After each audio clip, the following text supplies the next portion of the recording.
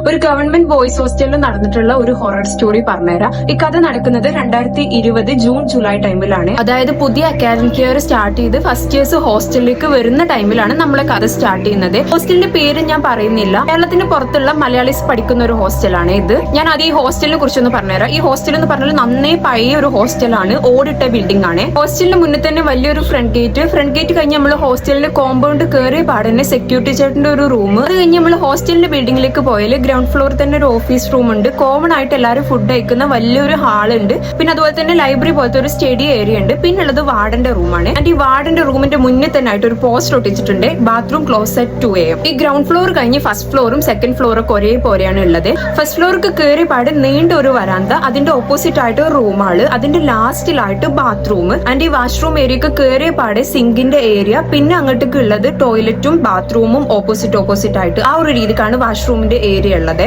ഇതേ കണക്കിനെയാണ് second ഇയേഴ്സിന്റെ third ഇയേഴ്സിന്റെ ഒക്കെ floor ഉള്ളത്. ഞാൻ പറഞ്ഞില്ല, ഫസ്റ്റ് ഇയേഴ്സ് വരുന്ന ടൈമിലാണ് ഈ കഥകൾ സ്റ്റാർട്ട് ചെയ്യുന്നത്.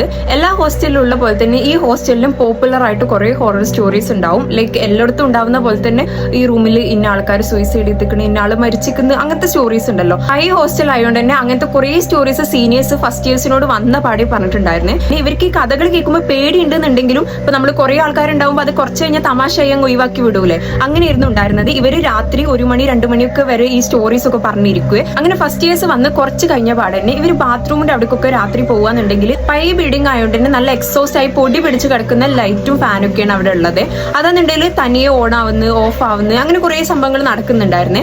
ആദ്യമൊക്കെ ഈ സംഭവങ്ങൾ നടക്കുമ്പോൾ ഓരോ കുട്ടികൾക്ക് നടക്കുന്നതായതുകൊണ്ട് തന്നെ അവര് വല്ലാണ്ട് കാര്യമൊക്കെ എടുത്തില്ല. പിന്നെ ഇവരെല്ലാരും ഇത് എക്സ്പീരിയൻസ് ചെയ്യാൻ തുടങ്ങി. എല്ലാവരും തമ്മിൽ ഇത് ഷെയർ ചെയ്യാൻ തുടങ്ങി. ആൻഡ് ഇവർ ഒരു കാര്യം കൂടി നോട്ടീസ് ചെയ്യാൻ തുടങ്ങി. ഇവരുടെ സീനിയർ ബാച്ചിലുള്ളവർ എത്ര കളി ഉണ്ടെന്നുണ്ടെങ്കിലും രാത്രി 2 മണിക്ക് ശേഷം ആരും പുറത്തിറങ്ങുന്നില്ല, ആരും ബാത്റൂമിലേക്ക് പോകുന്നില്ല. ആദ്യമൊന്നും ആരും ഇത് ഭയങ്കര കാര്യമൊക്കെ എടുത്തിട്ടില്ല എന്നുണ്ടെങ്കിലും പിന്നെ എല്ലാവർക്കും ഭയങ്കര കൺഫ്യൂസ്ഡ് ആയി പോയേ. വാർഡന്റെ റൂമിന്റെ മുന്നിലുള്ള പോസ്റ്റർ, ഇവരെല്ലാം 2 മണിക്ക് ശേഷം പുറത്തേ ഇറങ്ങുന്നില്ല, ബാത്റൂമിൽ പോകുന്നില്ല, അങ്ങനെ കുറെ കാര്യങ്ങൾ ഇവർക്ക് ഭയങ്കര കൺഫ്യൂസ്ഡ് ആയി സ്ട്രേഞ്ച് ആയിട്ട് തോന്നിയേ. അങ്ങനെ ഇവരുടെ ഇടയിൽ ഇത് ഭയങ്കര ഡിസ്കഷൻ ആയി നിൽക്കുന്ന ടൈമിലാണ് കുറച്ചുകൂടി സ്ട്രേഞ്ച് ആയിട്ടുള്ള ഒരു കാര്യം ഇവർ നോട്ടീസ് ചെയ്തത്. ബാത്റൂമിന്റെ റൂഫ് പൊട്ടിയോണ്ട് തന്നെ നല്ല ഹെവി മഴ ആയതുകൊണ്ട് തന്നെ എന്നും ബാത്റൂമിന്റെ ഉള്ളിൽ നല്ലോണം വെള്ളം ഉണ്ടാവും. അതായത് ബാത്റൂമിന്റെ ഉള്ളിലെ കോറിഡോറിന്റെ അവിടെ നല്ല വെള്ളം ഉണ്ടാവും. പക്ഷെ ഒരു ഭാഗത്ത് മാത്രം, കറക്റ്റ് പറഞ്ഞാൽ ഒരു മനുഷ്യൻ നടക്കുന്ന പോലെ സ്ട്രെയിറ്റ് ആയിട്ടുള്ള ഒരു ലൈനിൽ മാത്രം വെള്ളം തീരെ ഇല്ലാണ്ട് കിടക്കുന്നുണ്ടായിരിക്കും. ആൻഡ് ഇത് മാത്രമല്ല, എന്നും രാത്രി ഒരു ഏറെക്കുറെ 2 മണിന്റെ ടൈം ആകുമ്പോൾ ബാത്റൂമിൽ ഫസ്റ്റ് ഇയേഴ്സിന്റെ ബാത്റൂമിന്റെ അവിടെ നിന്ന് ആ ഒരു പൈപ്പ് തിരിക്കുന്ന സൗണ്ടും